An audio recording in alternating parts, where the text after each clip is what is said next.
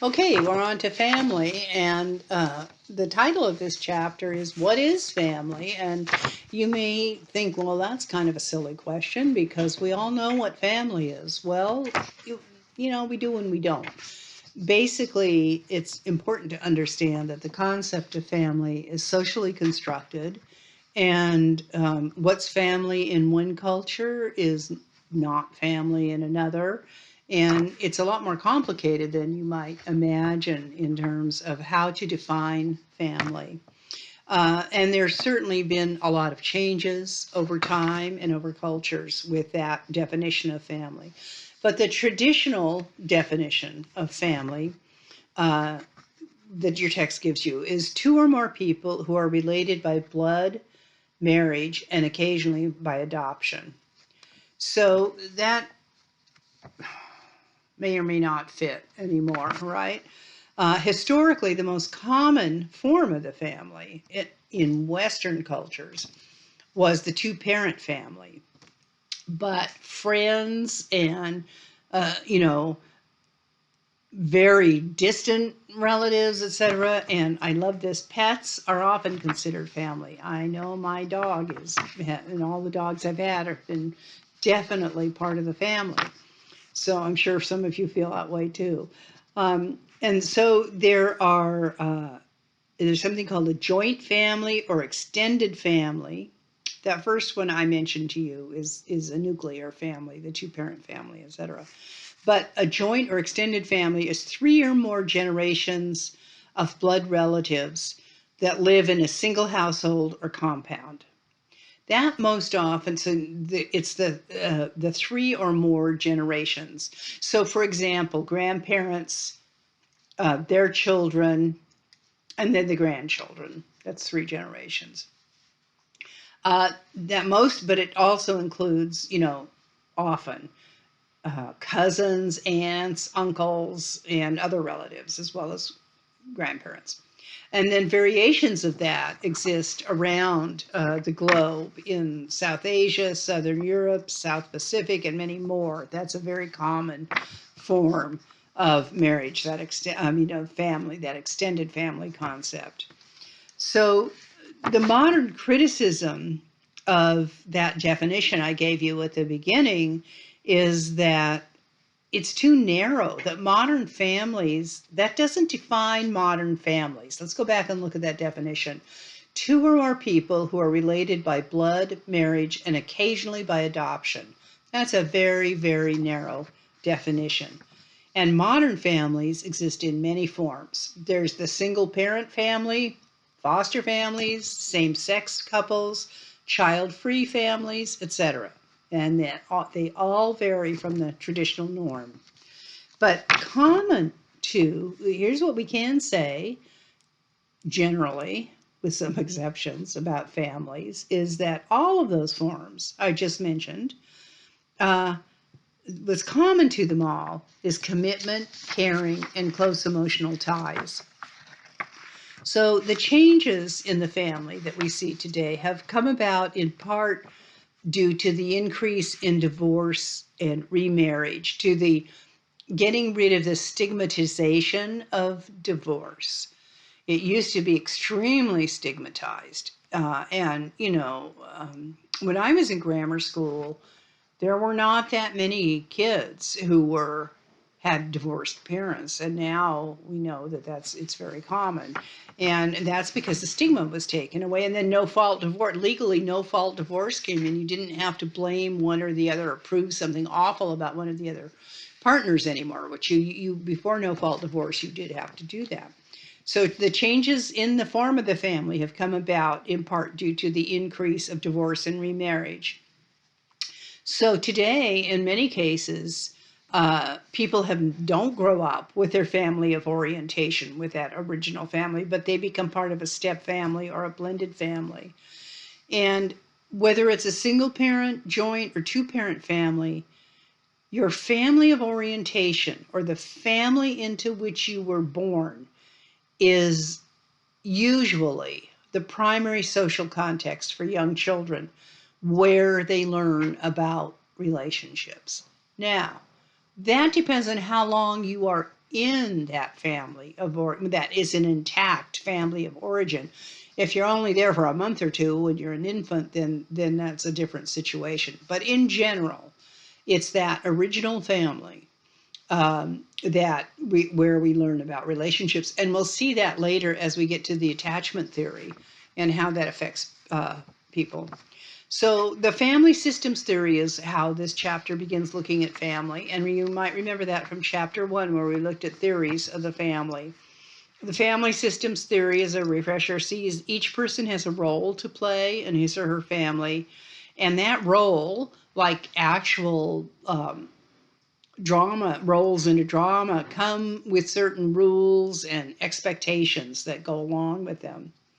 And from a family systems theory, the goal of all those roles with their rules is to create family stability. And so hopefully, theoretically, those roles and expectations work well for everybody to maintain stability.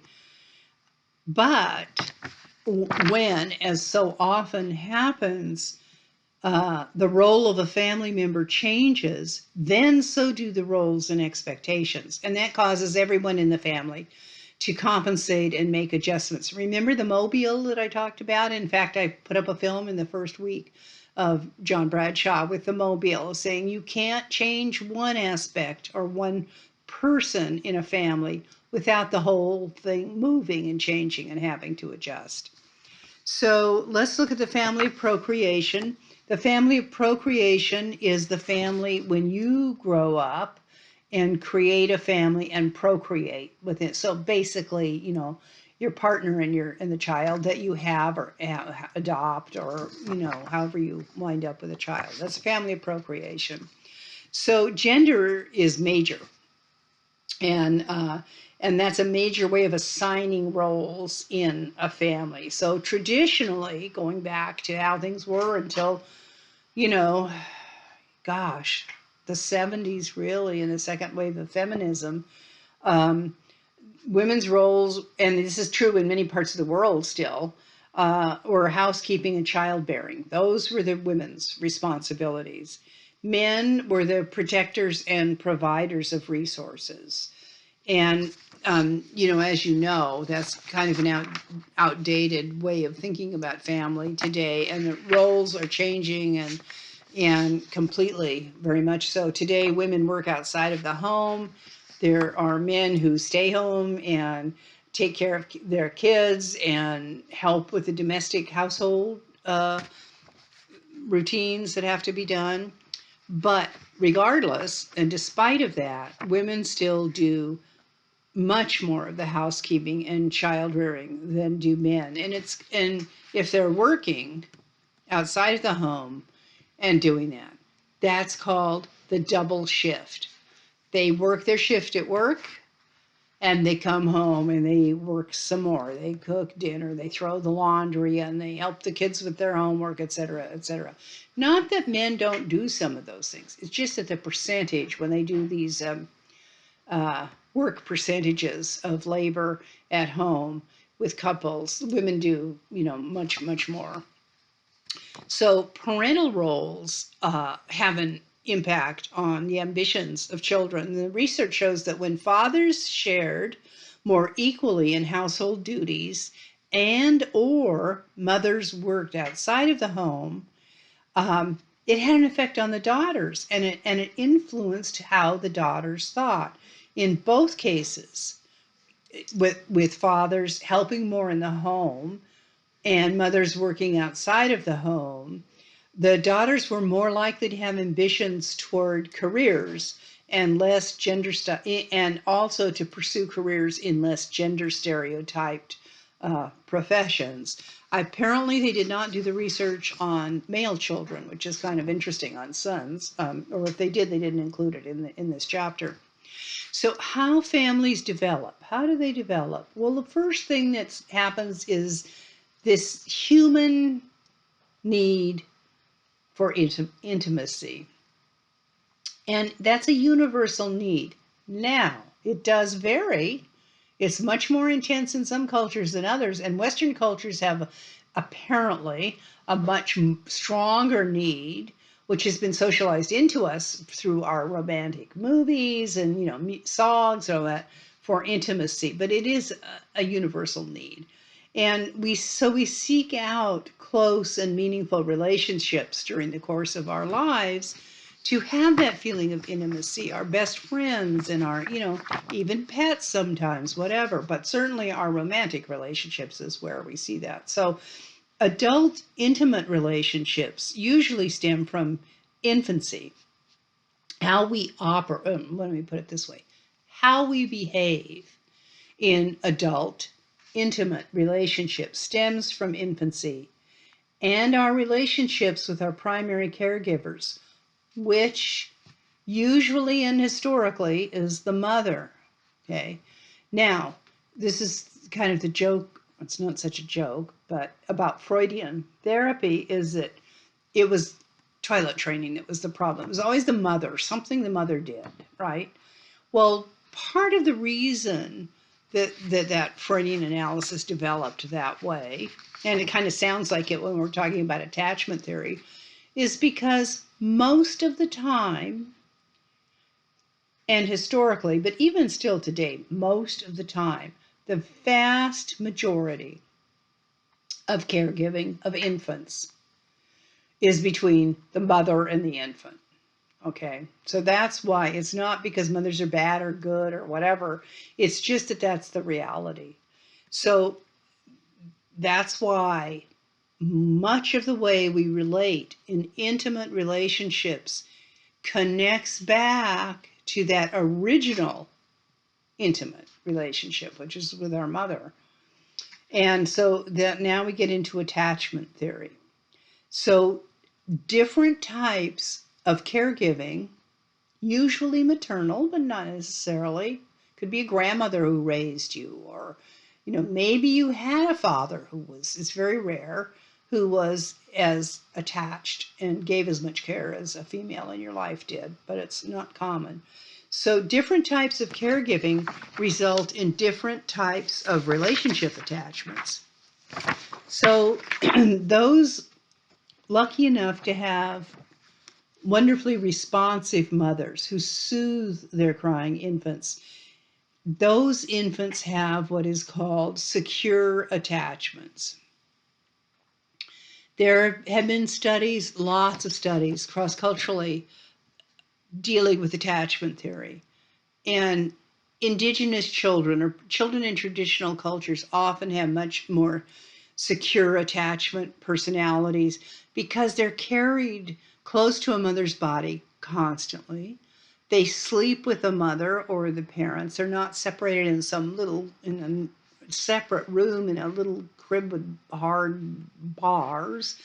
And they're carried on the back or on the front, whatever. And so it's a very different experience of attachment. They are attached, right? They are next to the mother's body almost 24/7. And so that's why that interesting research is done in other cultures. If you're interested in this, you can look it up. There's lots of work out there about that. So that's responsive mothers who soothe crying infants, hang around them, give them a lot of positive feedback. They have secure attachments. About 60%, how they know this, I don't know. They're extrapolating from research, I would say, numbers. About 60% of all children are securely attached. And as adults, secure individuals rely on those working models of how relationships work. In fact, in the fact that they do work, that is a positive working relationship with a mother who is responsive, right? So you grow up and that's your expectation in relationships, and you behave in that way, that's how they work. It's this give and take of responsiveness. And that was created in infancy and as a result of the interactions with the caregiver, the mother. And that creates happy, healthy adult relationships. People who feel comfortable depending on others and being depended upon. It's reciprocal give and take, okay? But if you have a inconsistent and dismissive parent, that has a major impact on attachment style. Now, I want to say something about this. Part of the research with attachment theory is mothers who were under a lot of stress, single mothers, poor mothers, mothers that are very young with no support system and are single, have such stressors in their lives that the percentage of inconsistent and dismissive parents tends to fall in those categories. But I just want to reiterate, it's not in most cases because they're consciously doing anything mean or bad to their babies. It could be not knowing how much attention babies need and how much touching and feeling and bonding they need. Maybe they've been told it's good to let a baby cry for hours, and certainly in the 40s that was what been earlier. That's what people were told. So just when you're hearing this, and depending on your personal experience, just bear in mind that a lot of this has other causes that causes parents to be inconsistent and dismissive. But the impact on the attachment style of the child and on adult relationships is not a good one. It's really kind of the opposite of the secure attached people.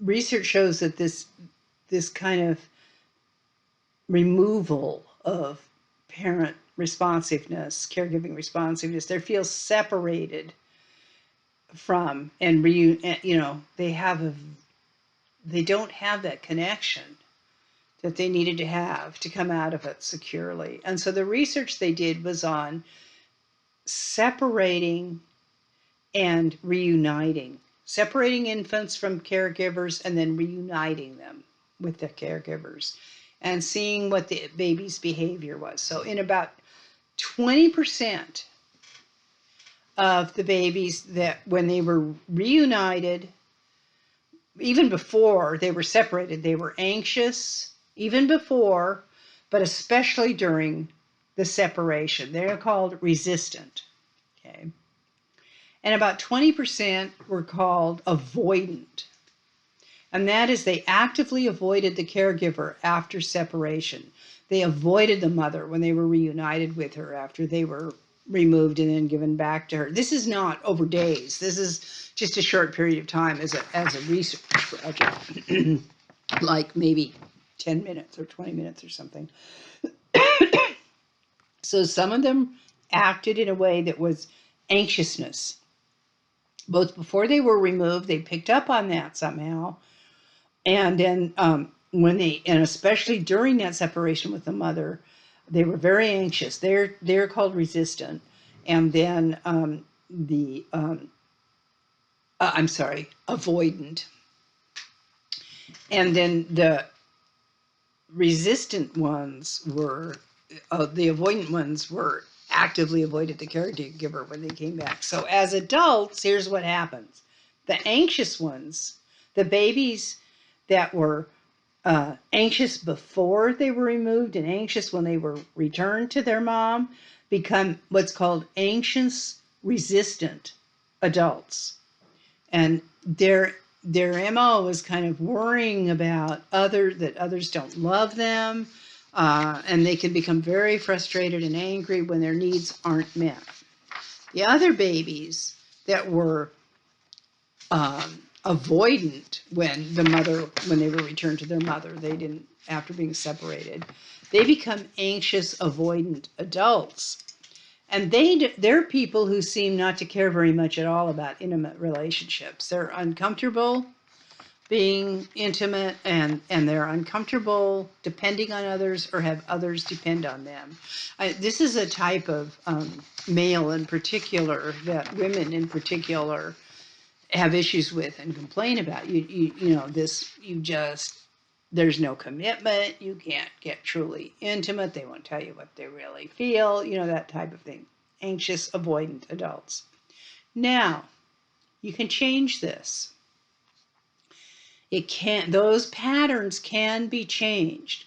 It's not easy, as changing any pattern is not easy. And these are particularly not easy patterns to change because they're some of the very first ones. Think how far back this goes. But it is possible to, as your text says, to recover a secure attachment, but it's going to require help, therapy, whatever you need to do, and certainly the self-awareness that there's an issue initially, right? And then what you can do if you can recover a secure attachment, you can achieve what's called coherence, which is a realization that your upbringing is not a permanent reflection of yourself, of your character, and of the world at large. That's a tall order to do that. But the good news is it can be done. Okay? It takes an effort, it takes a will, it takes a desire, but it can be done. All right, let's look at dating, courtship, and cohabitation. The big difference today, of course, is technology and all the dating sites and that type of thing. What it's called today it's a terrible terminology, sounds very offensive, but I'll explain it to you. It's called the marriage market. And the marriage market is the process by which, and this has always happened from this perspective, but we now have this term called the marriage market for it. And it's the process by which potential partners, they kind of sum each other up, you know. You compare, maybe not even consciously, a person's assets and liabilities, to put it, you know. It often has to do with, it's how we seek or perceive attractive qualities or unattractive qualities in a mate. And so technology certainly expands that market. You can search for partners all over the world now.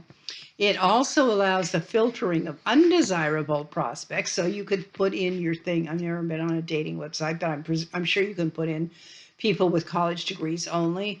Maybe you want graduate degrees only. I don't know. You're going to have higher income the higher the degree goes, right? So you can do that. You can put in race and ethnicity, religion, you know, that type of thing, height. So that's the filtering of undesirable, and putting in what you want is the filtering for desirable process. So that use of filters is a very common practice. People have done it forever. We just didn't have a computer to type it into, right? But people do it in their heads, right? Always, you know, oh, he's really handsome and he makes a lot of money, or, you know, whatever, he's smart, or not, all of the other things that one may think about. So people tend to marry people like themselves. It's called homogamy. Gamy, the root word for marriage, as in monogamy or polygamy, and then homo, the same, so homogamy. We marry people like us. People generally tend to marry people the same educational levels, social class, you know, economics, race, ethnicity, religion, etc., etc. The opposite of that, of marrying someone very different from you in some of those categories, is called heterogamy. Hetero means different. Gamy, so you marry someone different than you. And one of the, the research shows that, for instance, what your book is talking about here, that highly educated people marry each other. Education is a very strong filter to select a mate. Most common areas of filters are age, race, social class, status, religion. Others are compatibility, physical attractiveness. People tend to pick people in the same levels that they are in all of those things. And technology is increasingly used, as you know, to help people find each other. And that's especially true of older adults, because older adults don't have the same social opportunities usually that younger people do. So, particularly those who are divorced and widowed. And so that's an important thing to realize as well, that it's helping them. I also wanted to mention something, it comes up later somewhere here, but I wanted to explain it to you here too. Something called propinquity. Propinquity means that in order to marry somebody, you got to know them. And once again, before the internet dating, you have to, the people you know are the people you meet, right? That are close to you in your geographic community, in your educational community, in your religious community, whatever.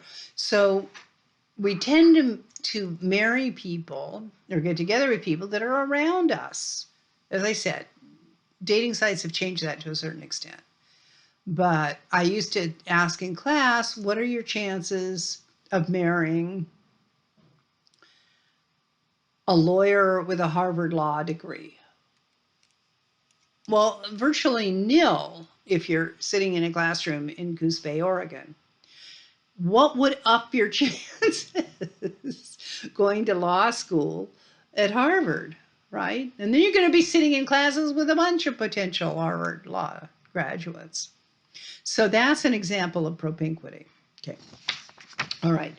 Now let's look at arranged marriage. Okay, families, in an arranged marriage, the families find the partner. And that's, China and India are two major places we might think of that happening. India has it's a huge business of marriage brokers and marriage bureaus. There's a series on, I think it's Netflix, it's either Netflix or Amazon. I watched a bit of it. It was kind of interesting, about an Indian marriage broker, a woman. And she's doing it internationally. I mean, she's looking at a lot of American Indian, East Asian Indians from India in America are looking for spouses. And so she's, filtering. It's all filtering. There we go, about who might be appropriate for you. Historically, in particularly Indian arranged marriages, the parents had final say. And historically and traditionally, sometimes the bride and groom didn't even see each other until he lifted her veil at the wedding ceremony. But now that's very different. Most marriages in India are still arranged, but the potential bride and groom meet each other, they date, they hang out and see each other, get to know each other, and they can say yay or nay, and the parents aren't going to force them into it at all. So it's a very interesting series to watch, to see how that all works. If you want to see that. But I know it's often very puzzling to Westerners, that it sounds, it as your book says, it takes the romance out of it. And then I, in my notes, wrote exactly with an exclamation point. The whole point is to take the romance out of it, because romance leads to, a very high divorce rate, or miserable marriages. I mean, our divorce rates didn't used to be so high in America, and people stayed in horrible marriages for 50 years, right? So the trouble with romance is, let me tell you, the problem is that honeymoon effect, as it's called, lasts about the first year of marriage. That's about the length of it. That passionate, in love, romantic thing is happening. And that's a lot of fun. It feels good. It's great. But if that's all you've got, what happens as it declines, which starts at about 6 months, and certainly, if not then, at a year, and just continues to decline. You better have other things that you like about each other, that you have in common, that you can build a foundation for a family or a relationship on, that's beyond sexual and romantic attraction, because that isn't going to last. And all these parents in traditional cultures know that. Okay? They know that there's other things that are equally important. I'm not suggesting we should have our parents arrange it for us. I'm just saying that you have to think about the kind of things that the family is thinking about with the concept of arranged marriages. And in India still, as I think I just said, that arranged marriages are preferred to any other form of marriage choices. So what are some of the shifts in attitudes about marriage over time? Well, cross-culturally, to one degree or another, and remember, this is cross-culturally we're talking about, although it's much more common in the U.S. and European nations. Cohabitation has become much more common and much more popular. People living together and not living together romantically, setting up a household together and not being married. It's common in many countries. The Scandinavian countries, interestingly, have the highest percentage of cohabitation, and often they have children in Scandinavia, often in cohabitation situations without getting married. And as you might imagine, the countries with the lowest cohabitation, excuse me, are traditional countries like India, China, Japan. So let's look at engagement and marriage. Most people will marry in their lifetime. In the majority of countries, 80% of men and women have been married by the age of 49. So that's a very high percentage. Of course, the actual percentage varies from country to country, but that's an average. So what are the major changes concerning marriage today? Well, around the world, people are marrying much later or not at all. That percentage of unmarried is increasing. The average age in developed countries, and that's the Nordic countries, Western Europe, and the US, is 30 years old for the first marriage. In Afghanistan, it's 20.2 years. So you can see the huge difference between developed nations and non-developed nations. The age of marriage has not increased in non-developed nations, but it has in developed nations. There's a gender gap in the age that people marry. In every country, men marry later, in some cases much later than men, but in generally later. So since 1970, the average age for women increased from 21.8 years to 24.7 years. That's for women.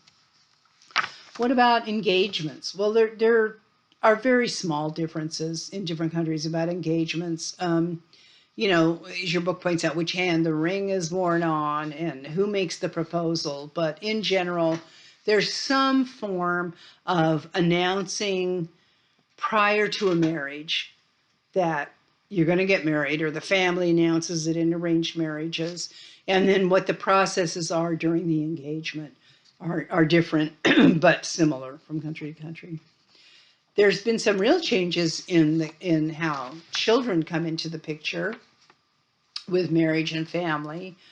In the modern day, there's an increasing postponement of childbearing, or people who choose not to have children at all. And those are called child-free families because it's choice. They have chosen not to have children. Families that want children but don't have any are called childless. So there's a distinction in terminology there. So just as the age at first marriage has increased, so has the age of becoming parents.